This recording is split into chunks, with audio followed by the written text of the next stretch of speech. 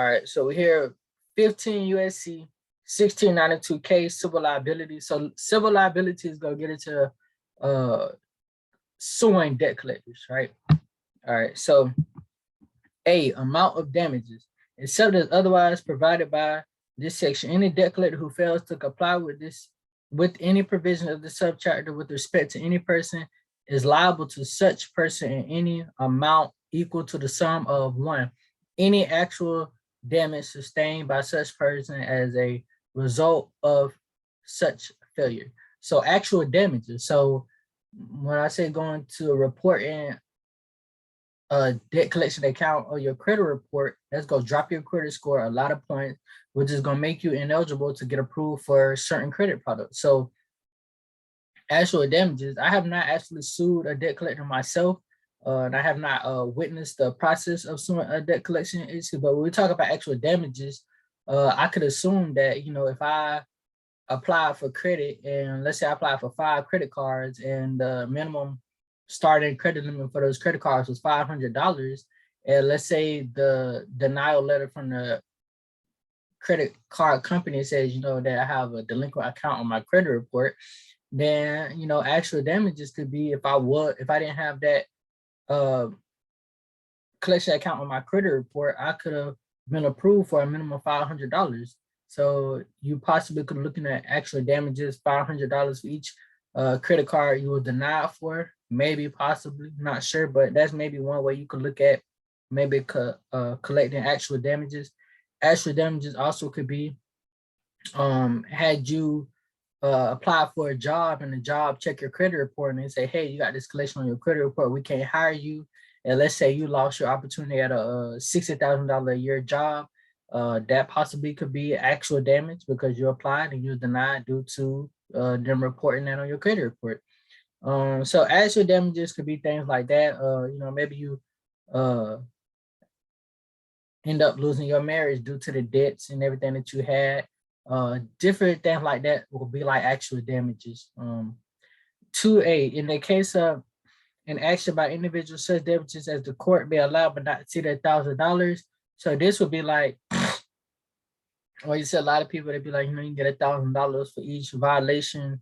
So that would be like this, if you know, if you just went for, you know, $1,000 for each violation that they did.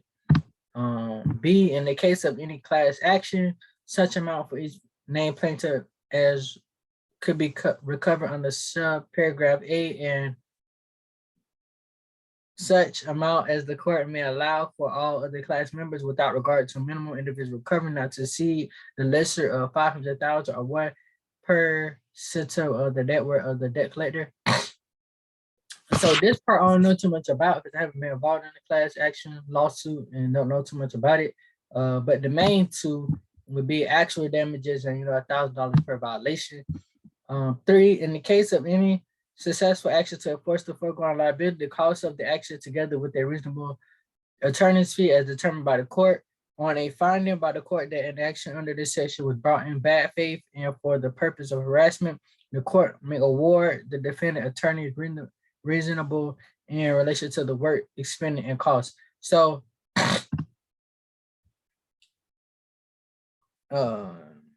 okay, so basically with this, so if you sue a debt collector and you win or whatnot, so they'll be need to pay for actual damages on $1,000 per violation, and then, you know, your lawyer fees, attorney fees, and stuff like that they have to pay for. And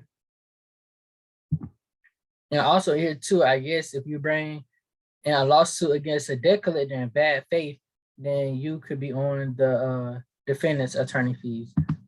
So please make sure if you are going to sue, make sure your information is in order and everything like that. All right, factors considered by court. In determining the amount of liability in any action under subsection A, the court shall consider among the relevant factors in any individual acting under subsection A2A, the frequency and persistence of non-compliance by the debt collector, the nature of such non-compliance, and the extent to which such non-compliance was intentional. Number 2, in any class action under subsection A2B, the frequency and persistence of non-compliance by the debt collector, the nature of such non-compliance, the resources of the debt collector, the number of persons adversely affected, and the extent to which the debt collector's non-compliance was intentional. So basically, what you could do to help yourself out is to have a good paper trail with the debt collector, so that way you could show that what they did was intentional. It wasn't just a case that they have systems set up to try to prevent that from happening. So make sure you have all your paperwork in order to basically shut them down with any defenses that they can have. Intent. C. A debt collector may not be held liable in any action brought under the subchapter if the debt collector shows by a preponderance of evidence that the violation was not intentional and resulted from a bona fide error, notwithstanding the maintenance of procedures reasonably adapted to avoid such error. Again, have your paperwork in order. Don't let them get over on you. D. Jurisdiction. An action to enforce any liability created by the subchapter may be brought in any appropriate United States District Court without regard to the amount of controversy, and in any other court of competent jurisdiction within 1 year from the date of which the violation occurs. Okay. E. Advisory opinion of Bureau.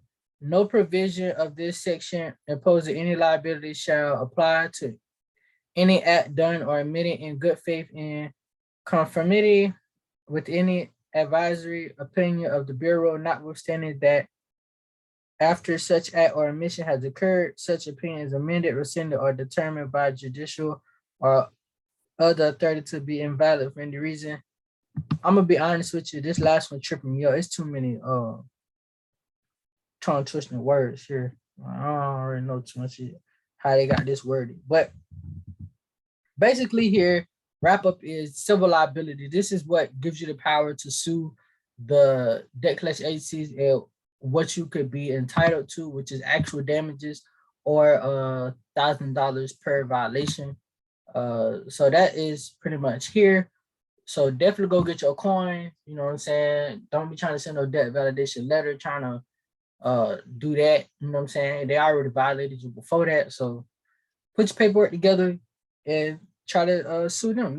They're gonna try to sue consumers all the time. So try to get in where you fit in and do that part. So 15 USC 1692K civil liability. I'll see you in the next video. Thank you for watching.